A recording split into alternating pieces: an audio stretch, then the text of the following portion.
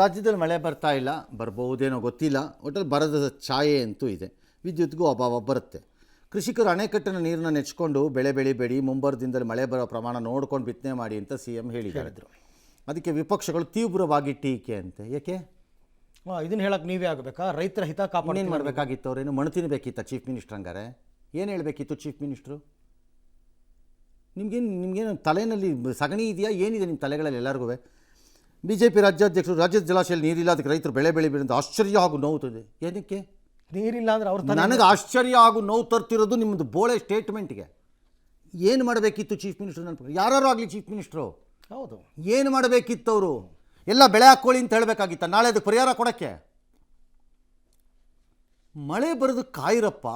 ಅಣೆಕಟ್ಟು ನೆಚ್ಕೋಬೇಡಿ, ಅದರೊಳಗಡೆ ನೀರಿಲ್ಲ, ಸ್ವಲ್ಪ ತಡ ಮಾಡಿ ಬೆಳೆ ಹಾಕ್ಬೇಡಿ ಅಂತಂದರೆ ಏನಿದೆ ಅದ್ರಲ್ಲಿ? ತಪ್ಪೇನಿದೆ? ವಿರೋಧ ಪಕ್ಷದವ್ರು ಎಲ್ಲದಕ್ಕೂ ವಿರೋಧ ಮಾಡೋದೇ ಕೆಲಸ. ಇಷ್ಟು ಚಿಲ್ಲರೆ ಆಗಬಾರ್ದ್ರಿ BJP ಅಧ್ಯಕ್ಷರೇ. ನಿಮ್ಮ ತಲೆನಲ್ಲಿ ಏನಿದೆ? ಹಂಗಾರೆ ಏನು ವರ್ಕ್ ಆಗ್ತಿದೆ ನಿಮ್ಮ ತಲೆಯಲ್ಲಿ? ಇನ್ಯಾರು ಅಶೋಕ್ ಅವ್ರು ಯಾರು ಆತ್ಮಸ್ಥೈರ್ಯ ಕುಗ್ಗಿಸುವ ಕೆಲಸ ಹೇಗೆ ಹೇಗೆ? ನೀರಿಲ್ಲಪ್ಪ ಬೆಳಿಬೇಡಿ ಅಂತಂದರೆ ಅದು ಆತ್ಮಸ್ಥೈರ್ಯ ಕುಗ್ಸೋದು ಹೆಂಗಾಗುತ್ತದು? ಅಯ್ಯೋ ಹಣೆ ಬರಹ.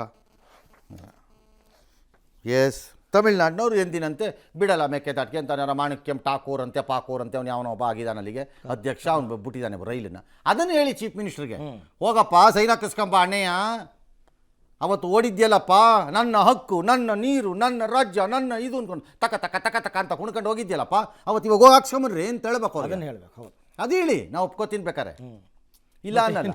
ಇದನ್ನು ಹೇಳಿದ್ರೆ ನೀರಿಲ್ಲ ಒಳ್ಳೆ ಕಥೆ ಆಯ್ತಲ್ಲ ನಿಮ್ಮದು. ಸರಿ, ಈಗ ನಾನು ಶಿವಕುಮಾರ್ ಅವ್ರಿಗೆ ರಿಕ್ವೆಸ್ಟ್ ಮಾಡ್ಕೊಂಡು, ಸರ್ ರೈತರು ಬೆಲೆ ಹಾಕಕ್ಕೆ ಹೇಳಿ ಸರ್ ನೀವು ಅಂತಂದ್ಬಿಟ್ಟು ಹೇಳಿಸ್ಬಿಡ್ತೀನಿ. ನಾಳೆ ಏನಾದ್ರು ನೀರು ಬರದೇ ಇದ್ದರೆ Vijayendra and Ashok are responsible. ಅವಾಗ ನೀವಿಬ್ರು ಪರಿಹಾರ ಕೊಡಬೇಕಾಗತ್ತೆ. ನೀವಿಬ್ರು ಕೊಡಿ ಪರಿಹಾರ.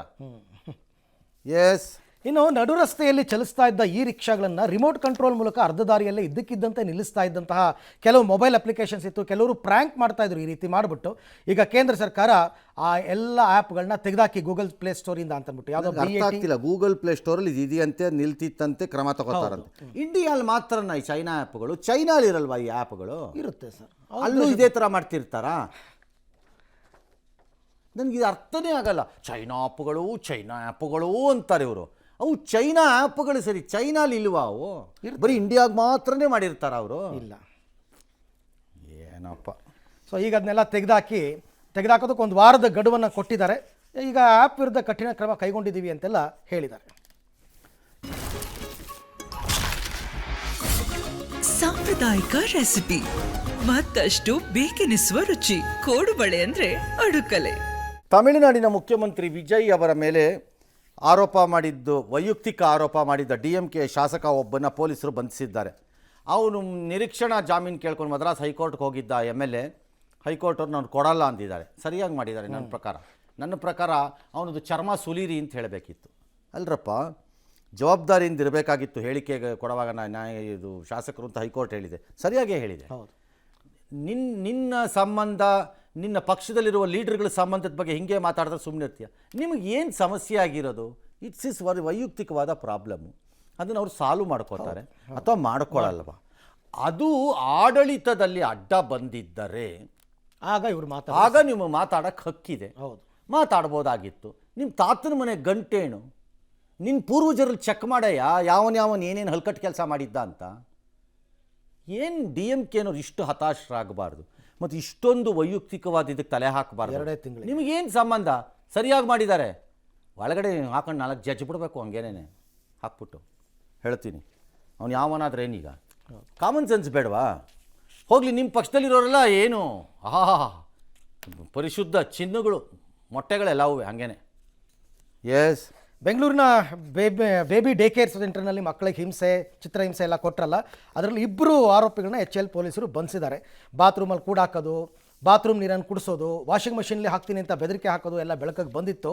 ಈಗ ಅದರಲ್ಲಿ 2 ಬಂಧಿಸಿದ್ದಾರೆ. ಬಟ್ ಇನ್ನೂ 3 ಜನ, ಭವಾನಿ, ಸಿಂಧು, ಬಿಂದು ಅಂತ ಅಂದ್ಬಿಟ್ಟು ಅವ್ರ ಪಾತ್ರ ಮೇಲ್ನೋಟಕ್ಕೆ ಇಲ್ಲ ಅಂತ ಗೊತ್ತಾಗಿದೆ, ಸುಮ್ಮನಾಗಿದ್ದಾರೆ. ಇನ್ನು ಗೃಹ ಪಾತ್ರ ಇಲ್ಲ, ರೆಕಾರ್ಡ್ ಆಗಿದ್ದ ವಿಡಿಯೋಲಿ ಪುಣ್ಯಕೋರ್ ತಗಲಾಕಿಲ್ಲ ಅಷ್ಟೇ. ನನ್ನ ಪ್ರಕಾರ ಪಾತ್ರ ಇಲ್ಲ, ಅವ್ರದ್ದು ಪಾತ್ರ. ಅವ್ರು ಅದನ್ನು ನೋಡ್ತಾ ಇದ್ರಲ್ಲ, ಏನು ಕತೆ ಕಾಯ್ತಾ ಇದ್ರ? ಯಾಕೆ ಸುಮ್ಮನಿದ್ರಂತೆ ಅವರು? ಹೇಳಬೇಕಾಗಿತ್ತು. ಅವ್ರಿಗೂ ಹಲ್ಲು ದುರಿಸ್ಬೇಕು ನನ್ನ ಪ್ರಕಾರದಲ್ಲಿ ಆ 3 ಜನಕ್ಕೆ. ಪ್ಲಸ್ ಈ ಕಂಪನಿಗೆ ನೋಟಿಸ್ ಕೊಟ್ಟಿದ್ದಾರಂತೆ. ನೋಟಿಸ್ ಕೊಟ್ಟರೆ ಸಾಲದು, ಕಂಪನಿನಲ್ಲಿ ಯಾವನು ಜವಾಬ್ದಾರಿ ಇದ್ದಾನೆ ಅವನನ್ನು ಅರೆಸ್ಟ್ ಮಾಡಿ. ಅವನು ಯಾವ ಲೆವೆಲೆಲ್ಲಾರು ಇರಲಿ, ಕಂಪನಿದು ತಪ್ಪು ನಾನು ಹೇಳಿಲ್ಲ, ಮತ್ತೆ ಹೇಳ್ತಾ ಇದ್ದೀನಿ. ಜವಾಬ್ದಾರಿ ಹೊತ್ತವ್ರು ಯಾರಿಗೆ ಜವಾಬ್ದಾರಿ ವಹಿಸಿತ್ತು ಕಂಪನಿ ಅವನನ್ನು ಅರೆಸ್ಟ್ ಮಾಡಬೇಕು. ಅವನನ್ನು ಮುಖಾಮುಖಿ ನೋಡಿದೆ. ಇಲ್ಲ ಅಂತಂದರೆ ಅವನನ್ನು ಯಾಕೆ ಹಾಕಿದ್ರಿ ಅಲ್ಲಿಗೆ? ನಾವು ಹಾಕಿಲ್ಲ ಅನ್ನೋದಿದ್ರೆ ನೀವು ಯಾಕೆ ವ್ಯವಸ್ಥೆ ಮಾಡಿದ್ರಿ ಅದನ್ನು? ಬೆಂಗಳೂರಿನಲ್ಲಿ ಡಾಂಬ್ರ್ ಹಾಕಿದ್ದು ಒಂದು ವಾರದಲ್ಲಿ ಕಿತ್ಕೊಂಬಂದಿದೆಯಂತೆ. ಅದು ನಮ್ಮ ಟಿ ವಿನಲ್ಲೆಲ್ಲ ತೆಗೆದು ಬಿಚ್ಚಿ ತೋರಿಸ್ತಾ ಇದ್ರು. ಈಗ ಅದಕ್ಕೆ ಅವರೇನೋ GB ಆಯುಕ್ತರು ಹೇಳ್ತಾರಂತೆ, ನೋಡೋಣ, ನಾನು ಕಾಮಗಾರಿ ನೋಡ್ತೀನಿ, ಕರೆಸಿ ಮಾತಾಡ್ತೀನಿ, ಅದನ್ನೆಲ್ಲ ಏನೋ ಎನ್ಕ್ವೈರಿ ಮಾಡಿಸ್ತೀನಿ, ಎಂದಿನಂತೆ. ಅದೇ ಬೋಳೆ ಅದೇ ಇದು ಅಲ್ರಿ. ಯಾವ ಕಾಂಟ್ರಾಕ್ಟರ್ಗೆ ರೋಡ್ ಹಾಕೋಕ್ಕಾಗತ್ತೆ ರೀ? 45%, 30%, 36%, 66% ಕೊಟ್ಬಿಟ್ಟು ಹಾಕದೆ ಹಂಗೆ. ಅವ್ನು ಯಾರ್ರೀ? ಎಲ್ಲಿಂದನೇ ಹಾಕ್ತಾನ್ರಿ ಅವನು? ಮೊದಲೇ ಅವನು ಅಷ್ಟು ಪರ್ಸೆಂಟ್ ಕೊಡಬೇಕು. ಅದು ಕೊಟ್ಟ ಮೇಲೆ ಅವ್ನಿಗೆ ಆ ಬಿಲ್ ಬರೋಕ್ಕೆ ಅಷ್ಟು ಲೇಟ್. ಅವನಿಗೆ ಅಷ್ಟರೊಳಗಡೆ ಅವ್ನು ಬಡ್ಡಿ ಕಟ್ಕೋಬೇಕು. ಎಲ್ಲಿಂದ ಹಾಕ್ತಾನ್ರಿ ಅವನು? ಸುಮ್ಮನೆ ಯಾಕ್ರಿ ಬುರುಡೆ ಬಿಡ್ತೀರಿ? ಕಣ್ಣಲ್ಲಿ ನೀರಲ್ಲಿ ಕೈ ತೊಳಿತಿದ್ದಾರೆ ಕಾಂಟ್ರಾಕ್ಟರ್ಗಳು. DK ಶಿವಕುಮಾರ್ ಬುರುಡೆ ಬಿಟ್ಟಿದ್ರಲ್ಲ, 40% ಅಂತ ಅಂಟಿಸ್ಕೊಂಡು ಗೋಡೆಗೆ ಬೆನ್ಗೆ ಹಾಕೊಂಡು ಅಂಟಿಸ್ಕೊಂಡು ಇಬ್ಬರು ಸಿದ್ದರಾಮಯ್ಯ. ಇದು ನಿಮ್ಮ ಸರ್ಕಾರದಲ್ಲೂ ಅದೇ ರೋಗ, ಅದೇ ಕಚಡ ಬುದ್ಧಿ ನಿಮ್ಮದು ಅದಕ್ಕಿಂತ ವರ್ಸ್ಟ್ ಅಂತೆ. ಎಸ್, ಗಲ್ಫಲ್ಲಿ ಅಂದರೆ ಇರಾನು ಅಮೇರಿಕಾದಲ್ಲಿ ಯುದ್ಧ ಪ್ರಾರಂಭ ಆಗೋಕ್ಕೆ ಮೊದಲು, ಆರಂಭ ಆದ ಸಂದರ್ಭದಲ್ಲೇ, ಅದು ಆಲ್ಮೋಸ್ಟ್ ಫೆಬ್ರವರಿನಲ್ಲ, 28 ಅಮೇರಿಕ ಇಸ್ರೇಲ್ ದಾಳಿಗೆ ಬಲಿಯಾಗಿದ್ದರು ಇರಾನ್ನ ಸರ್ವಾಧಿಕಾರಿ ಅಯತುಲ್ಲಾ ಖಮೇನಿ. ಅಂತಿಮ ವಿಧಿವಿಧಾನ ಈಗ ನಾಳೆ ಪ್ರಾರಂಭ ಆಗುತ್ತೆ. ಇಷ್ಟು ದಿನ ನಡೆದಿರಲಿಲ್ಲ. ಕಾರಣ, ಮೊದಲು 15 ದಿನಾನೋ 20 ದಿನಾನೋ ಅವರು ಒಪ್ಪೇ ಇರಲಿಲ್ಲ ಅವ್ನು ಸತ್ತಿದ್ದಾರೆ ಅಂತ.